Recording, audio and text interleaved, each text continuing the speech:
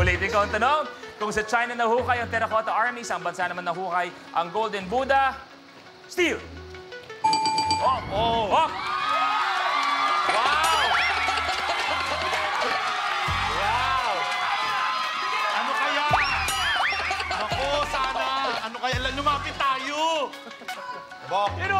Saang bansa daw nahukay ang Golden Buddha? Sa crane. Bok, ano sagot? Malaysia. Oo nga eh. Hindi, Malaysia.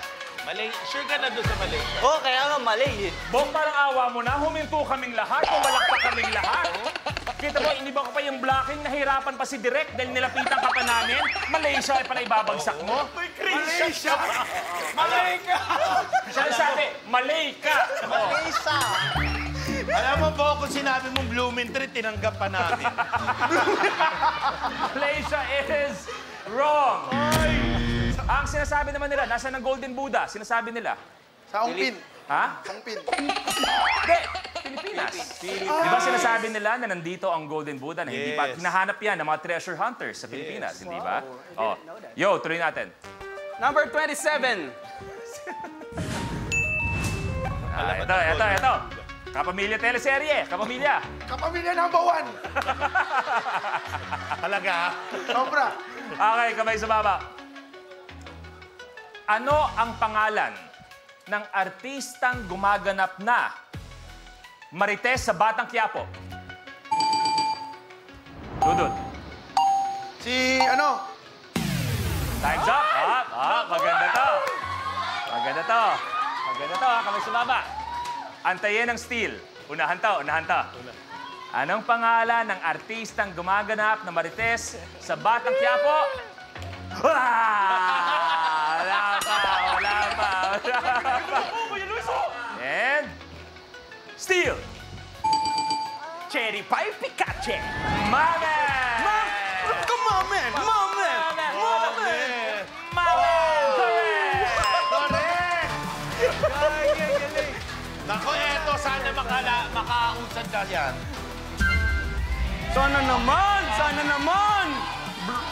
Kulay yung nakuha mo! Wala pa din! Mailap yung apat na kulay. Yo, tuloy mo. Naubusan na ako number. Number 34. 34. Okay. Saang lugar sa Pilipinas nagmula ang sisig? Dudut. Umayos ka. Pampanga. Pampanga is correct! Yo! Yes, eto na! Ang kulay na makukuha ni Dudut ay...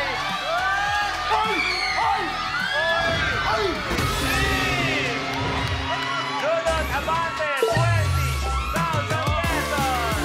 Okay, alam mo na yan, isang tile. Kung sakasakali man makuha mo ang susunod, lumabas ang blue, red, or green sa dice natin, ikaw maglalaro para sa 1 million pesos. Wow. Okay?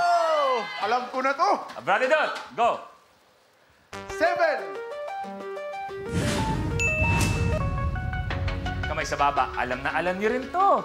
Eto, sinasabi ko, kahit sino sa mga nanonood sa inyong mga bahay-bahay, kaya niyong sagutin to.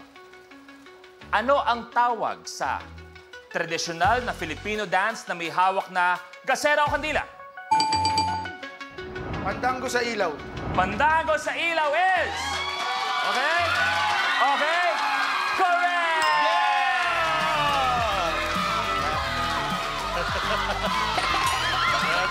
Kailangan makuha ang blue, green, or red. Ang nakuha ni Dudut ay... See you. Ano, puro ka sayaw. Oh. Alam mo, logo yan ng ABS. Walang hilo dyan. Kapamilya number 1. Number 1. Okay. Dudut. I'll choose number 1. Kapamilya number 1. Eto na tayo. Eto, maganda. Dito, sinasabi ko kanina, puro bigay yung mga tanong. Para sa akin, ha? Alam na alam nyo. Dito, mapapaisip kayo, lalong-lalo na sa history. Oh, history to, history. Kung ang El Filibusterismo ay nakasulat sa libro, saan madalas isulat ang bawal umihi dito? Ulo. Sa pader. Pader! Correct! Bawal On fire. dito may window.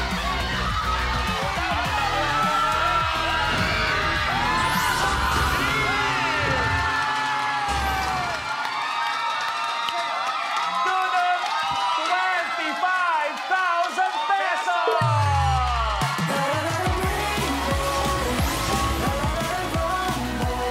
Congratulations kay lahat. Dito po tayo.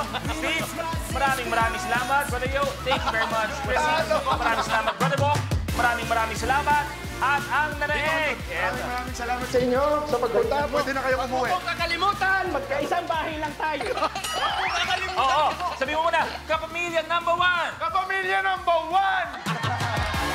Si Dudut merong 67,000 pesos! May gusto ka bang sabihin sa kanila? Ayan, sana kahit natalo ko kayo ngayon, tapusin nyo at huwag kayong tumigil sa pagsuporta sa akin. Okay? Pero eto, sabi ko na nga ba, 67, tama, di ba? 67? Wala yan. Pag ang pinaglalabanan na ay 1 million pesos! Ang laban ni Dudut sa 1 million sa pagbabalik ng Rainbow Rumble!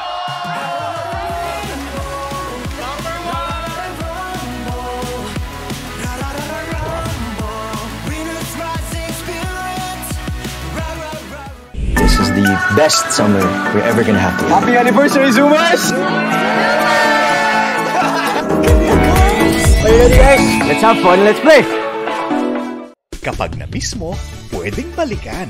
Pwedeng panoorin ang videos at playlists na gusto mo. Like, comment, at ishare ang videos kasama ng lumalaki nating pamilya sa online world. Kahit kailan, kahit saan pa. Forever tayong kapamilya. Kapamilya Online Live.